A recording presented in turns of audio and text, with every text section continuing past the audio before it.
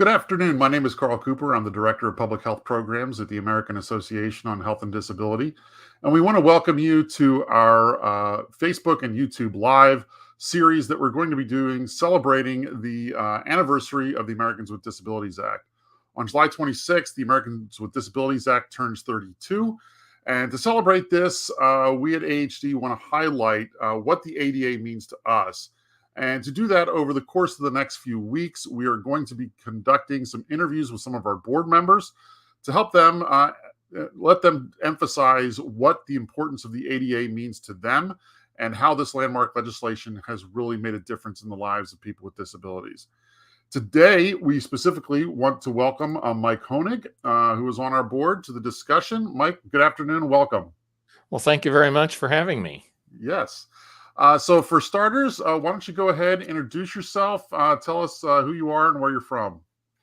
Well, my name is Mike Hoenig. I am a program coordinator at the Iowa University Center for Excellence in Developmental Disabilities, or UCED. It's located in Iowa City, Iowa, and I live actually about 55 miles east of Iowa City in Davenport, Iowa. Okay, great. And how long have you been involved with AAHD? Well, I believe it's been about 12 years. It's really been a good partnership for me, just in terms of staying plugged into a lot of national things that have been going on. So I think that's pretty close to the amount of time. Okay. And to the degree you're comfortable, do you want to tell us a little bit about your disability and what it means to you? Sure. Well, I've been blind since birth. I have a retinal condition called Leber's congenital amaurosis. And then as, I guess I would say an adult in middle age, I believe I was 50 when I was diagnosed with cancer. It's a kind of a rare form, which is called subcutaneous metastatic melanoma, meaning that it does not manifest itself on the skin. So it involves a lot of scans, and I've had some therapies over the years. So that has certainly been an intermittent disability. And as a result of some therapy, I went through a period of some fairly significant anxiety. So I've had a fairly broad experience with disability. I think each one of those disabilities manifests itself differently in terms of what it means to me. Blindness has always been a part of my identity. I think with both the acquired disabilities in adulthood, I'm still learning, and the identity, because they're both intermittent and they're both invisible. They sort of take on a life and an evolution of their own, depending on the anxiety is under control now, which is great. Cancer is, I've had some times when I've been cancer free, and I've had times when I've been in active treatment, and each of those experiences affects me a little bit differently. So, but I think, I've embraced them all. My primary care physician just yesterday said, well, how, and I told him that I'd had a recurrence of the cancer, and he's still trying to get over my blindness. And so he said, well, how many bad things can happen to one guy? And I said, I don't think of life that way. I think of it being another hurdle to conquer. So that's what I'm doing. All right. Well, that's a great attitude. As we said, we really want to sort of highlight the importance of the Americans with Disabilities Act and celebrate its 32-year anniversary that's coming up later this month. So if you could tell us, with your disabilities, what has the ADA meant to you? Well, I would say early on, I remember the day that it was passed, actually. And early on, just thinking about the work that had gone into that, and then seeing some change. I was working at a Center for Independent Living at the time. So personally, I saw benefits in terms of materials becoming accessible at that time, largely in Braille, and now much more electronically, signage in Braille. But I also saw the benefits to many of my peers with disabilities, whether I had a colleague who was deaf, and being able to access interpreters, and at that time the TTYs, being just opening up entirely new worlds of communication. Certainly, friends of mine that I knew through the independent living movement that had physical disabilities, really we saw so many more opportunities for them to have access to the community and just to live. And then I'd say personally, I've noticed over the years that it's gone from a lot of visible things to maybe some more invisible things in terms of people being able to really recognize disability as another minority group that we did need accommodations, and the ADA I think has paved the way for those accommodations to manifest. Again, we still have a ways to go, but it certainly has also given me some leverage when there have been some times, especially within my healthcare experiences as an adult, where I've really needed to have a leg to stand on, and knowing that I'm protected under the law has been it's given me a lot of peace of mind as a health advocate. Could you share a little bit more about that? How has the ADA really impacted you in healthcare settings? Well, I have struggled from time to time with providers not necessarily being willing to provide information accessible to me as a blind patient. For example, many years ago, when the H1N1 virus was prevalent and we were getting vaccinated, I went over with some friends to do that, and I heard the nurse passing out information sheets about the vaccine. And when she got to me, she said, "Well, here, roll up your arm," and started giving me all the instructions for getting the vaccine. And I said, "Wait a minute, isn't there information that I need to know first?" And she said, "Oh, that's too long. I don't have time to read that." And, fortunately there was a manager that was close at hand that said, "Yes, you do." Mm-hmm. And that has continued. I could cite many, many examples of times when information has not necessarily been accessible, and providers have wanted to hand it to me, hard copy, and say, take it home and have someone read it. And so between HIPAA and the ADA, I think those two laws have really worked too.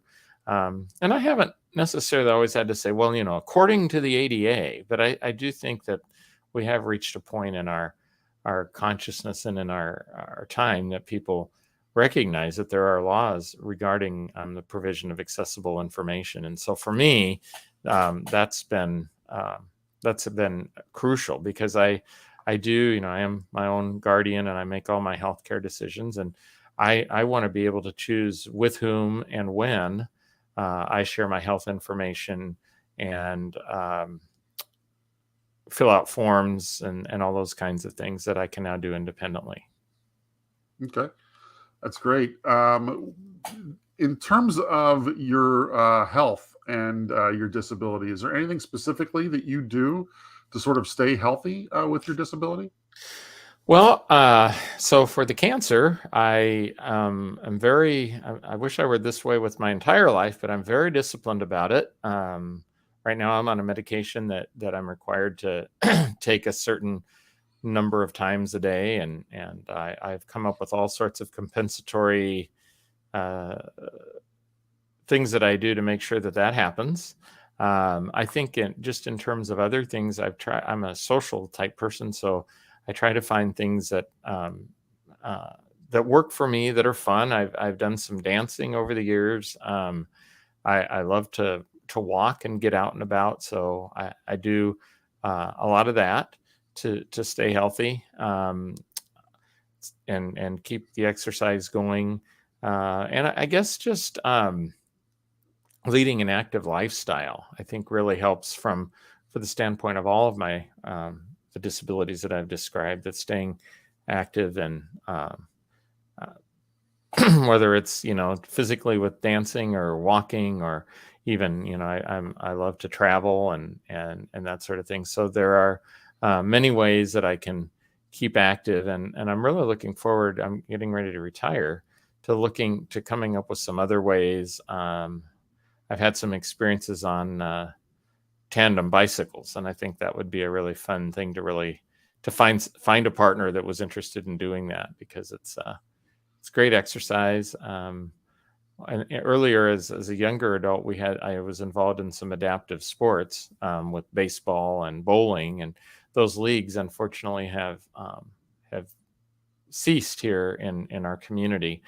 So I have had to find some other ways to stay active. You were talking about, with your cancer treatment and such. I know a lot of people with disabilities specifically are very, they when they find a medical provider that they know that they can work with and trust, that's really important to them, especially as it relates to maintaining a healthy life. Based on the conversation we were having earlier before we got on, it seemed to me like that was true of you as well. So if you want to share about that, that would be great. Sure.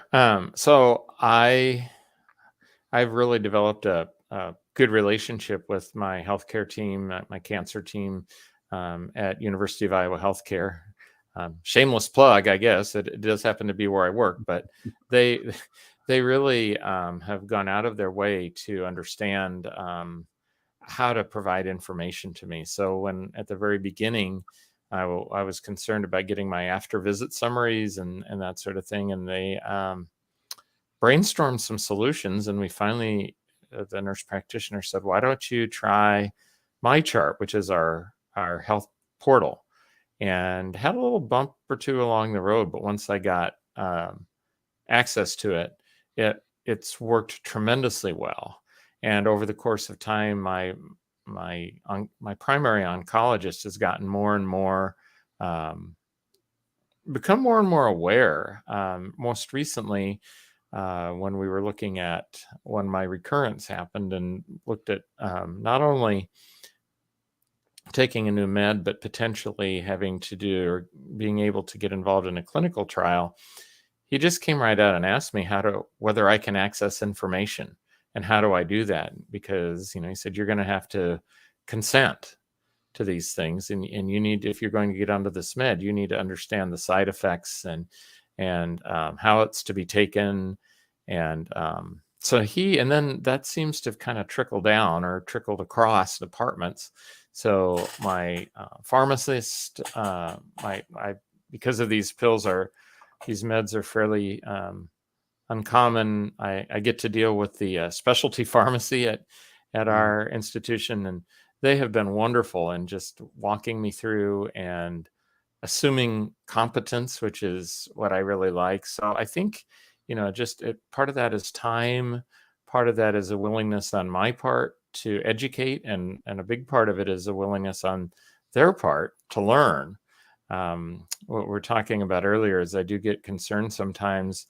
I was doing this kind of work in health advocacy for systems and teaching the Living Well with a Disability class for a number of years, which is how I initially got connected to AAHD. And I realized that many people with disabilities haven't had the experience that I have with speaking out. And so I do get concerned sometimes that perhaps they are not getting the treatment that they could, or the being treated with the dignity they could be, because they may not be willing to speak out like that. So yeah, I really love that idea of making sure that we're being our own best advocates lots of times in healthcare settings, because that's so true. I found that out in my own situation with my own disabilities, and so seeing that across whether it's a mobility disability like mine or a vision disability like yours, it doesn't matter. It's still the same principles where you're trying to be your own best advocate. And yep, you have to be. And if you can't be, then it's important somehow to be connected, for whatever reason, whether it's a disability that doesn't allow you to fully comprehend, or maybe, there are times when, just because of the nature of the disability or an illness, that you can't be, that trying to be connected with somebody to get connected with somebody that can serve in that role. I know that when I started my cancer journey, I brought in friends and family to go to appointments, just because I, it was so new that I figured that I was probably going to miss something, and just having those extra ears and eyes on the scene, is pretty important. Yeah, that's great. One of the other projects that we're working on is around healthcare research. So I want to know also if there's any specific health concerns that you have related to your disability or your cancer or anything like that that you think you'd like to see researchers explore. Well, I think I've touched on it a little bit just in terms of communication and treatment of people with disabilities. I don't I do believe that there is a tendency, just from my own experience and experiences that I've heard from other friends and colleagues with disabilities, that sometimes we really have to ask for a lot more information than another patient might. Whether it be an accessible, in my case, I guess another example that doesn't particularly relate to any of the disabilities that I've described, but just getting older, was having a colonoscopy done a few years ago and Mhm. really having to struggle to get any information that I could follow through with. In fact, I believe that there was an administrative support person at that practice that ended up having to type up some information just because they didn't have it in any sort of an electronic form. Okay. I know that within my cancer experience, that there were times when, after a surgery, that they didn't the providers. I really had to work with them to engage me in the conversation, and I think that is a concern, and I think there are, if you were to look around the country at different training programs and so forth, that there are a lot of states that have gotten into some kind of trainings where they demonstrate how um, health providers don't interact with people with disabilities at the same level, or they're not as comfortable Mhm. with people with disabilities they are with people without disabilities, and there are statistics um, backing that up. In fact, I think you might even have a board member that has written some information on that. So, I think that's a real area of policy research and just clinical research that needs a lot more attention. Okay. Uh, great points, and I really think it sort of emphasizes this whole idea that yeah, the ADA has really vastly improved how things have been, but there's still a lot of things that we need to do to continue to improve things for people with disabilities, especially when you're talking about healthcare settings. Absolutely. Yeah. So, well, Mike, I want to thank you very much for joining us today. It's been a great conversation, and I really look forward to continuing this conversation with some of the other board members we're going to be having on next week and the week after. So, keep on the lookout for those of you who joined us today for our future ones, and those will all be archived on our Facebook and YouTube channels later on. So, once again, Mike, thanks for joining us, and have a good afternoon. Thanks for having me on. Yep. Bye bye.